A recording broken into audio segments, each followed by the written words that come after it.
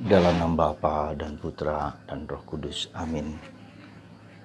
Allah Bapa di surga, kami mengucap syukur dan terima kasih bahwa kami selalu Kau kuatkan, Kau teguhkan, Kau lindungi seperti gunung batu.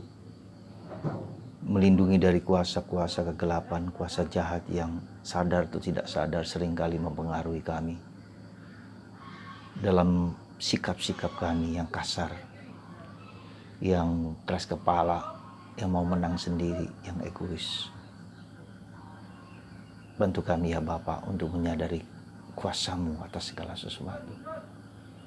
Demi Kristus Tuhan dan pengantara kami. Amin. Para saudara, pada tanggal 29 Oktober 2020 hari Kamis ini, Yesus disuruh pergi dari Yerusalem karena Herodes Antipas mau membunuh dia. Tapi Yesus dengan tegas tidak. Tugas karyaku harus tetap dijalankan. Aku mengusir setan, aku menyembuhkan dengan segala penyakit apapun juga. Tetapi pada waktunya aku akan kembali kepada Bapa. Terima kasih Tuhan atas anugerah ini. Demi Kristus Tuhan dan pengantara kami. Amin. Saudaraku yang terkasih dalam Kristus,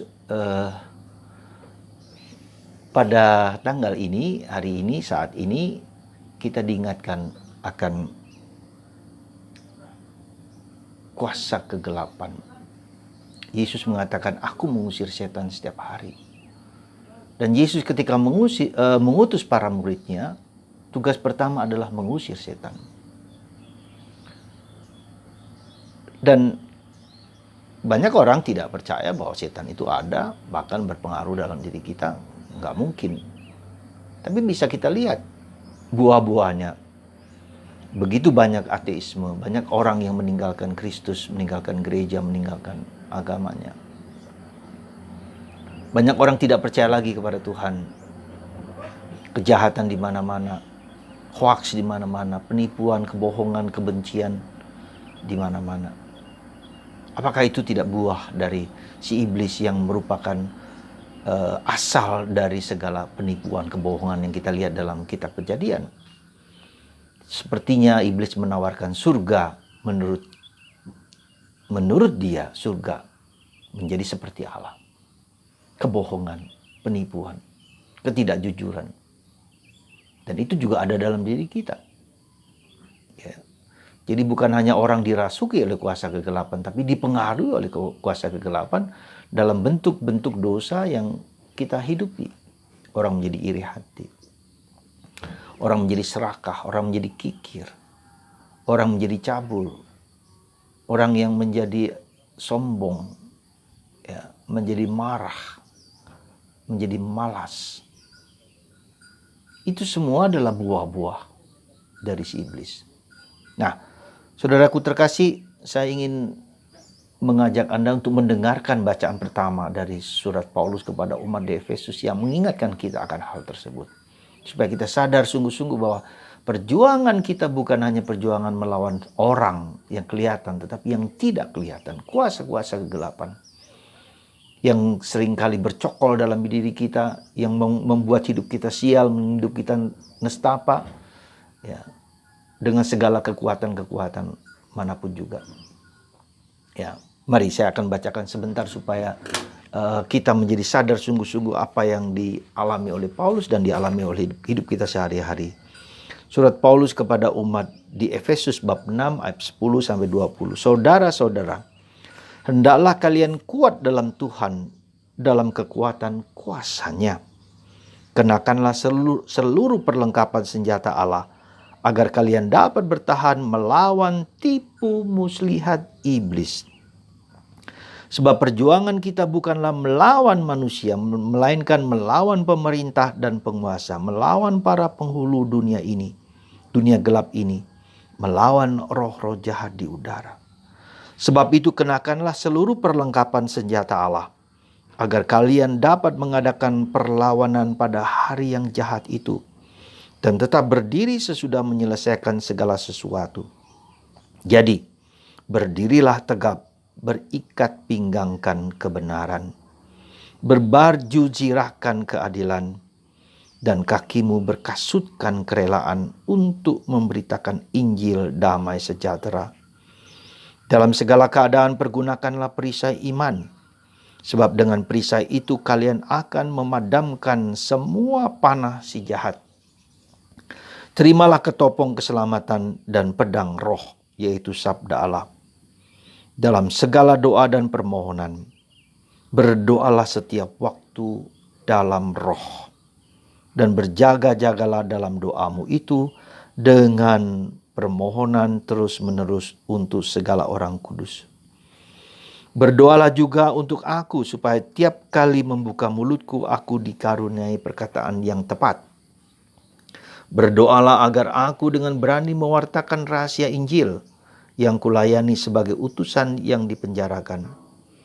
Berdoalah supaya aku menyatakannya dengan berani, sebagaimana seharusnya aku berbicara. Saudara, pertempuran kita adalah pertempuran rohani, melawan kuasa-kuasa kegelapan yang tidak kelihatan. Bagaimana caranya? Menggunakan senjata-senjata Allah. Tapi ada satu kalimat yang menurut saya penting di sini adalah berdoalah setiap waktu dalam roh. Ketika kita berdoa dalam roh, roh itu yang akan melawan kuasa kegelapan. Roh itu akan menunjukkan kepada kita bahwa kita harus tetap teguh, kuat. Saudara, saya mengusulkan satu cara kecil sederhana, tetapi menurut saya dari pengalaman saya sangat powerful, yaitu apa? Doa singkat, datanglah Roh Kudus. Terus diulangi, datanglah Roh Kudus, datanglah Roh Kudus. Ketika Anda mau berdoa rosario, berdoa apa saja, daraskan doa singkat ini 2 kali putaran, supaya hati pikiran kita itu konsen dan fokus. Supaya perasaan kita, pikiran kita, kehendak kita menjadi fokus, konsen. Kenapa seringkali kita gagal dalam doa? Karena kita tidak konsen, kita tidak fokus. Maka datanglah Roh Kudus 2 kali putaran sampai lalu kita dengan tarik nafas pelan-pelan. Gak usah dibuat-buat, tapi pelan-pelan tarik nafas, sadari dan bayangkan Yesus hadir ketika kita berdoa. Jadi sekali lagi ketika kita berdoa, persiapan batin ini penting saudaraku untuk kesuksesan doa-doa kita. Banyak orang berkata, Romo aku telah berdoa, aku sungguh-sungguh sudah berdoa, rosario, berdoa novena, berdoa apa saja. Tapi aku tidak merasa kehadiran Tuhan. Saudara, 5 menit sebelum berdoa, gunakan itu. Doakan doa singkat itu. Datanglah Roh Kudus, datanglah Roh Kudus 2 kali putaran. Kalau belum siap, terus lakukan itu.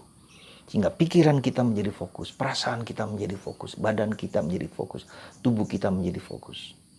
Dan tarik nafas dan bayangkan Yesus hadir. Saya jamin doa Anda akan sangat powerful. Ikuti saran saya karena itu sudah kujalankan sendiri secara pribadi. Ya, jadi saudaraku terkasih, nah ketika kita melatih seperti itu, kita pelan-pelan akan, dan doa datanglah Roh Kudus itu bukan hanya pada waktu mau doa, tapi setiap kali, setiap saat ketika kita mau bekerja, ketika kita mau nyupir, ketika kita melakukan sesuatu, daraskan itu dalam hati. Datanglah Roh Kudus, datanglah Roh Kudus, datanglah Roh Kudus. Terus nanti roh, kita hidup dalam roh. Roh yang dalam diri kita berdoa untuk kita.